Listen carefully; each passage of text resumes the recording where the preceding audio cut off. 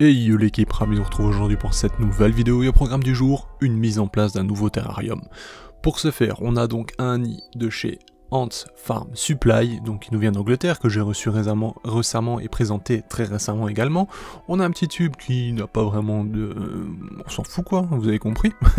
Et on a une cuve ensuite de chez Gestion Ant que j'ai reçu récemment également, avec des dimensions à la demande, donc 20-10-10, et franchement c'est top. On a l'aération par le dessus qui est donc une impression 3D, qui franchement me convient parfaitement. Et on va donc utiliser ce petit matériel que vous voyez pour créer cette cuve. On a donc différents substrats que je vous passe en revue, parce que vous m'avez demandé justement de voir un peu comment je mettais en place certains terras, certaines fourmilières on va dire, artificielles ou non, bref, je ne fais jamais vraiment de grandes fourmilières de dingue, hein, vous le savez, et ça arrivera certainement par la suite, hein. Mais là je vous montre donc ce que j'ai à disposition, ce que je vais potentiellement utiliser, la réflexion que je mène. Alors ici, bon, on a de l'excavator ainsi que de la tourbe de coco, etc. J'ai également ce mélange plus désertique.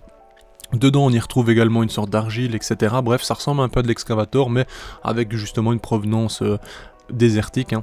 Donc c'est plutôt intéressant. Vous voyez le mélange, ça ressemble fort à l'excavator, hein, pour être franc. C'est juste la coloration qui est un peu plus foncée en soi, et bon, ben, j'imagine qu'il y a peut-être 2-3 éléments différents. On a des copeaux de bois également, hein. Et donc en termes de composition, je vais donc faire une base de coco. Donc tout simplement, hein, je vais la mettre à disposition. Je vais ensuite rajouter le substrat désertique. Alors vous allez me dire, bah, c'est un peu spécial de prendre le substrat désertique pour une espèce que vous allez comprendre par la suite, mais qui est plutôt tropicale, mais au final, ça va jouer le même rôle que l'excavator dans le mélange, donc je me dis pourquoi pas, hein, sincèrement, on verra pas de différence. Donc une fois mélangé, bah, vous voyez ce que ça donne, hein. Je mets bien entendu beaucoup moins de mélange désertique que de coco. Je ne mets qu'un fond parce que mon but c'est pas qu'elle creuse directement dans ce substrat, c'est juste d'avoir, je vais dire, un support pour l'humidité, également pour elle se sentir dans un milieu agréable. Je mets à disposition ensuite le nid de Ants Farm Supply que vous voyez, hein, dans un coin. Je mets également un tube, je la laisserai choisir ce qu'elle préfère en termes d'habitat, sauf que je me suis dit, bah tiens, comme cache-tube, je vais plutôt utiliser quelque chose de naturel, et effectivement, on a donc ces bois, qui sont des tiges de... je ne sais même plus ce que c'est exactement, mais bref... Et donc au final, ben voilà, hein, j'utilise ça comme un cache-tube, je le place directement dans le terra, vous allez le voir par la suite. Ça permet également à ce qu'elle se déplace dessus sans glisser, parce que vu que c'est quelque chose de naturel et que l'espèce qui sera dedans n'est pas spécialement douée pour grimper, je vais dire du moins sur des surfaces comme le verre, etc. Ça ira très très bien. Je vais donc y mettre de l'humidité parce qu'on en a besoin, donc ce que je fais c'est que je vais tout simplement faire couler dans les deux coins 5 ml d'eau de chaque côté, on laissera faire la nature ensuite, ça va se répandre tout doucement. Je vais faire dans un premier temps comme ça pour humidifier une première fois, mais ensuite je humidifierai que d'un seul coin, comme ça elle choisira ce qu'elle préfère tout simplement. Sachant que les deux tubes, enfin du moins les deux habitats proposés, sont humides, quoi qu'il arrive, donc voilà. Maintenant que tout ça est fait, ben, je vous propose de découvrir l'espèce. Alors actuellement vous ne voyez pas, hein, elle est toujours dans sa boîte de transport comme vous le voyez, je lui ai fait un petit environnement provisoire le temps de préparer ce petit terrarium. Là je me suis dit bah tiens j'ai oublié de mettre les bouts de bois, hein, j'en parlais justement, bah on va les rajouter, ce n'est pas un problème, hein, c'est vite fait. Ma composition n'est peut-être pas idéale, je ne sais pas, franchement dans tous les cas je pense que ça va rouler et le nid artificiel comme on le voit sur la gauche fera très bien le taf. Je pense qu'elle choisira ce nid en préférence, mais bon on verra. Nous voici donc devant la fameuse Odontomachus dont je vous parlais. Alors là vous vous dites mais quelle Odontomachus, vous allez l'apprendre dans quelques instants. C'est une grande Odontomachus d'ailleurs, hein, pour information, elle nous vient d'Amérique du Sud, on la retrouve du Mexique jusqu'à l'Argentine, donc elle est vraiment très étendue sur, sur toute l'Amérique du Sud. C'est donc l'Odontomachus callifère ou chialifère, je ne sais pas exactement, je me suis pas renseigné je vous avoue, et je compte sur vous en commentaire pour me dire comment on prononce tout simplement son petit nom. Alors, en termes d'information, on est sur une reine qui peut faire de 19 à 21 mm, les ouvrières sont de 17 à 20 mm, elles ont besoin d'une bonne humidité, en termes de température, il ne faut pas forcer non plus, elles vivent très bien entre 24 et 28, donc on verra ça.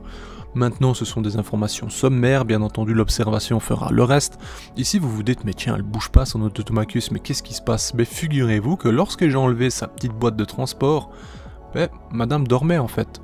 C'est ce que je vous expliquais récemment, c'est que justement les fourmis dorment, certes elles n'ont pas de paupières, donc on ne peut pas se dire ah tiens là elle dort, mais en fait je l'ai filmé pour vous dire 20 minutes. Là ce que vous ne savez pas c'est que je souffle délicatement dans la boîte et vous voyez une petite réaction de sa patte. En fait, Madame la Reine est tout simplement en train de dormir. Je n'ai pas fait de vibration, je l'ai bougé très délicatement et j'ai enlevé pareil son petit support juste au-dessus très délicatement, donc je ne l'ai pas réveillé. Mais je vais tout de même vous montrer et vous prouver dans les quelques images qui vont arriver plus tard que celle-ci était tout simplement en train de dormir. On s'en rend pas compte, hein, mais c'était réellement le cas. Comme je vous dis, je l'observais 20 minutes comme cela. Histoire de m'assurer qu'elle dormait quoi. Enfin bref, je trouve juste fascinant. Alors ici, bien sûr, je vais pas la toucher, mais je vais toucher tout doucement le substrat juste à côté, et là, hop, le réveil. Madame est en alerte, mais qu'est-ce qui se passe? Tiens, ça bouge autour de moi, c'est pas normal. Forcément, le but n'est pas de la faire paniquer, hein, loin de là, mais juste de vous montrer que, voilà, elle dormait effectivement, et c'est super intéressant en fait. Alors ensuite j'ai mis donc à disposition sa boîte toujours dans la nouvelle fourmilière, façon de parler, dans le nouveau terrarium, hein, parce que à l'intérieur de celle-ci il y a son couvain. Je sais qu'il y a 2 larves et j'ai vu une ponte récemment, mais elle l'a déplacée, donc peut-être qu'elle est dans le, le sopalin, enfin bref. Elle découvre donc son nouvel environnement et vous allez voir que je vous ai filmé énormément de temps cette découverte parce que je me suis dit c'est toujours intéressant les premiers moments, voir un peu ce qu'elle fait, qu'est-ce qu'elle va aller voir, sachant que Odotomachus n'a pas une vision très développée, elle va, c'est pas qu'elle va voir de manière très nette, elle va percevoir des ombres etc, mais sinon ça ne voit pas bien comme Harpegnathos ou ce genre d'espèces. Hein. Donc voilà, elle va y aller à tâtons, voir que là on peut déjà remarquer qu'elle n'est pas dans l'agressivité, hein. Ses mandibules sont fermées donc elle est vraiment dans l'exploration, mais sans vraiment de crainte, du moins c'est ma perception, ce n'est que ce que je constate et ce que je pense, ce n'est pas une vérité absolue bien entendu. Et donc là on voit qu'elle galère, hein. Les surfaces comme celle-ci ça va, elle passe encore, mais on a vu que déjà sur le verre, le tube elle glissait notamment, et je n'ai pas mis d'anti-évasion parce que clairement je pense que les vitres comme ça en verre elle ne grimpera pas, enfin du moins ça va être délicat. À savoir que Odotomachus en général est très intelligent, ça prend je vais dire tout ce qui est substrat mouillé, le colle justement sur les surfaces lisses pour permettre ensuite d'elle monter. Bon ici c'est une reine en fondation donc pas d'inquiétude, à l'avenir éventuellement on regardera peut-être pour un anti-évasion etc, mais pour l'instant on va s'abstenir de tout ça, on a largement le temps, faut déjà réussir la fondation et ça c'est encore autre chose. Vous le voyez, elle a trouvé rapidement le nid au final, hein. Je vous ai mis une ellipse parce que ça y est, elle a découvert son nid, elle a l'autre possibilité qui est donc le tube sur le côté. Du temps que je l'ai filmé environ 1 heure, elle n'a pas été dans le tube une seule fois. Cependant, ça ne veut pas dire que plus tard elle n'ira pas aménager celui-ci, vivre dedans et y déposer son couvain, hein. Attention. Cependant, je trouvais que ce petit nid justement de Ant Farm Supply était parfait pour elle, et d'ailleurs j'ai senti directement, enfin mon intuition me dit qu'elle se plaît vraiment bien parce que à peine arrivée dedans, elle ne sortait quasi plus, enfin si, façon de parler, hein, elle a continué l'exploration bien sûr, mais elle est vraiment restée un long moment, elle s'est nettoyée à l'intérieur, ce qui me semble être un sentiment je veux dire de sécurité, elle se nettoie dedans, elle prend le temps, elle n'est pas en panique, elle ne reste pas avec les grandes mandibules ouvertes ni rien, donc je me dis que potentiellement ça pourrait lui plaire. De plus, je pourrais gérer facilement l'humidité à l'intérieur. D'ailleurs, j'ai rajouté un bouchon au-dessus pour pas qu'elle rentre justement dans la zone d'humidification, parce que ça serait un peu dommage. Et donc voilà. Là, bien entendu, ça va être de longues minutes de découverte. Hein. Elle va bien sûr aller partout. Je vais dire sentir un peu toutes les odeurs qu'elle y trouvera, voir s'il n'y a pas d'individu dont elle ne souhaiterait pas faire la rencontre, bien entendu, hein, sachant qu'elle est en fondation, donc moi le but c'est pas de la stresser. D'ailleurs mes premiers constats sur elle, c'est que c'est vraiment pas une espèce paniquée, hein. Franchement c'est assez chill, elle est très détente en ce moment, elle n'est pas agressive pour autant. Cependant, gardez en tête que c'est une espèce qui pique, je vais d'ailleurs vous mettre en description plusieurs articles qui fait mention et qui parle d'elle, hein, parce que c'est une fourmi qui est assez connue, je vais dire, maintenant, qui, comme je le disais, s'étend du Mexique à l'Argentine, donc elle est très répandue. C'est une fourmi qui fait quand même 2 cm, hein, c'est assez grand, c'est une très jolie Odotomachus. Alors, je vous avoue que lorsque j'ai eu le contact pour cette Odotomachus, j'étais pas très emballé, hein, je vous le dis très franchement, parce que je la trouvais assez sombre et terne, donc je me dis bon, c'est pas foufou, mais au final, regardez, franchement, en termes de coloration, c'est très sympa parce qu'elles ont cette brillance hein, qui est assez dingue, mine de rien, et puis on a ce gastre noir donc, et le reste est plutôt marron clair qui part sur un brun plus foncé, enfin bref c'est assez sympa au final. On a des pattes qui sont légèrement orangées, franchement c'est assez joli, hein. C'est une très jolie Odotomachus, donc comme quoi en fait quand on ne voit pas la fourmi de ses propres yeux, on peut pas se rendre compte parfois vraiment de sa coloration, et au final pour résumer ça je suis plutôt satisfait et enfin je trouve que c'est une agréable découverte. En description donc vous aurez les informations à son sujet, donc les études menées etc. Je vais également mettre le contact qui m'a permis d'obtenir cette reine, donc vous aurez directement la personne, si vous souhaitez en acquérir, vous pourrez le contacter directement, comme ça au moins ça m'évitera de répondre à, je vais dire, toutes les demandes en MP qui pourraient arriver, donc je trouve ça plutôt pratique. On va bien entendu suivre son évolution, voir comment ça se passe, si elle se développe bien, si je réussis, je vais dire, à la faire avancer, si les conditions lui plaisent également, si le nid lui satisfait, ou si elle choisira plutôt le tube par la suite. Hein.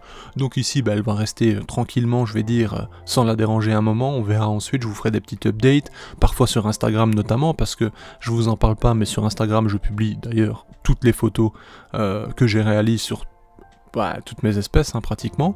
Je mets également des stories, donc des choses, du contenu que vous ne voyez pas sur YouTube, de moments où je nourris, des petites updates, parfois vous ne voyez pas de vidéo sur une fourmi pendant 3 mois, mais au final sur Instagram je mets des updates où vous voyez un peu l'évolution, donc c'est toujours intéressant, n'hésitez pas à me rejoindre d'ailleurs, vous avez le lien en description, enfin voilà.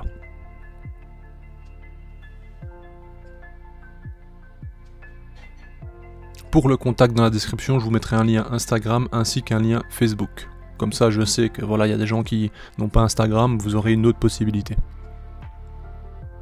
D'ailleurs, j'attends vos retours en commentaire, hein. Dites-moi ce que vous pensez sur cette espèce, hein. On le voit, franchement, c'est très détente. Je le précise, mais enfin, je l'ai déjà dit, mais c'est une espèce qui pique, donc en termes de manipulation, faites attention tout de même.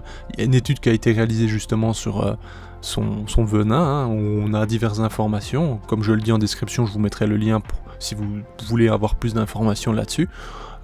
Cependant, mon premier ressenti, comme je le disais, c'est qu'elle n'a pas vraiment d'agressivité, actuellement en fondation du moins. Donc je ne sais pas quel est le comportement d'une colonie établie, ça peut varier, ça peut changer beaucoup de choses. Hein. Je rappelle que, notamment, je vais parler de Camponotus, ce qui n'a rien à voir, mais pour exemple, les Camponotus singularis, quand elles sont moins de 50, moins de 75, 100 ouvrières environ, elles sont très calmes, on les voit pas, elles sont très, je veux dire, discrètes. Il y a des raisons à ça, hein, notamment en nature, la prédation, enfin tout ce qui est justement les oiseaux, etc., qui peuvent s'en nourrir, donc elles évitent de trop sortir, ce qui est normal. Mais ensuite, quand elles passent à 100, 150 ouvrières, le comportement change totalement. Elles deviennent bien plus dominantes, et à ce moment-là, n'hésiteront pas, si vous êtes là, je vais dire dans les parages, à vous mettre un petit coup de mandibule. Bon, ça c'est qu'un exemple. Tout ça pour dire que je ne sais pas exactement comment se comporte Odotomachus quelifère en nature, donc voilà, plus tard ça se trouve ça sera une espèce très dominante et très agressive, j'en ai aucune idée pour l'instant, vous voyez. Donc voilà, comme pour la difficulté d'élevage, je ne peux pas vous dire si c'est facile, difficile, moyen, parce que en fait, figurez-vous que j'ai eu des retours totalement différents de personnes qui ont déjà fait l'expérience, donc je ne peux pas vous dire oui c'est facile, oui c'est bien, oui c'est difficile, non, je n'ai aucune idée là-dessus.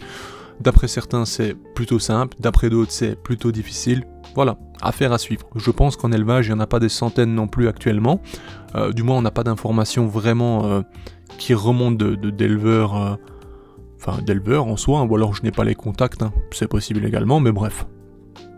Comme vous le voyez ici, premier contact donc dans ce nouveau terrarium avec la protéine nécessaire au développement des larves, hein, larves qu'elle possède, je vous montrerai d'ailleurs dans un instant.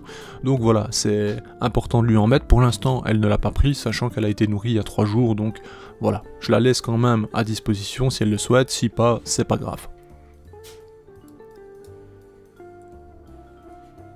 Au final, voilà, c'est la découverte, elle va mettre un peu de temps à tout découvrir, à voir ce qui se passe, comment elle est-ce qu'elle est seule dans cet endroit, enfin voilà. Elle va prendre les informations de base et ensuite j'espère sincèrement qu'elle va déplacer son couvain dans le nid, comme ça j'aurai une visibilité plutôt agréable et ça sera très bien pour nous. Maintenant si elle choisit le tube, pas de problème, hein. Dans tous les cas l'essentiel c'est qu'elle soit au top. Alors, dans cet environnement, je n'ai pas mis que cette automaqueuse, j'ai mis également des colles en bol, effectivement. J'en ai pas mis beaucoup par contre, j'ai pris le choix d'en mettre à peine une vingtaine, tout simplement parce que je ne veux pas non plus que ça génère du stress s'il y en a trop et qu'ils se reproduisent trop vite. Vous voyez l'idée? Donc actuellement il n'y en a qu'une vingtaine, ils ont le choix d'aller dans le tube ou où ils veulent, peu importe.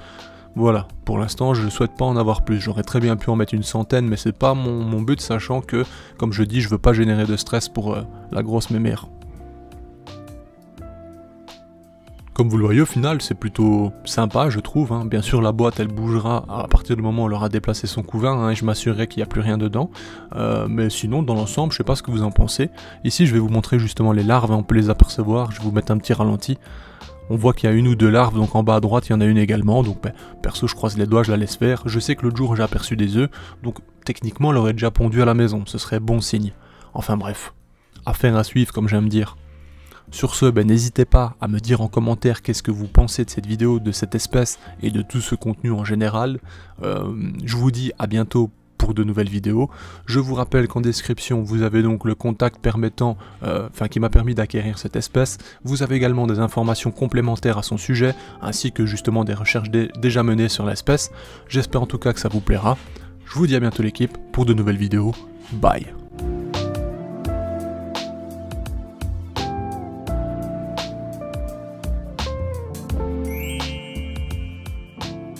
Hey, si toi aussi tu as apprécié la vidéo, n'oublie pas de t'abonner, de laisser un like, voire un commentaire, ou même de nous suivre sur les réseaux.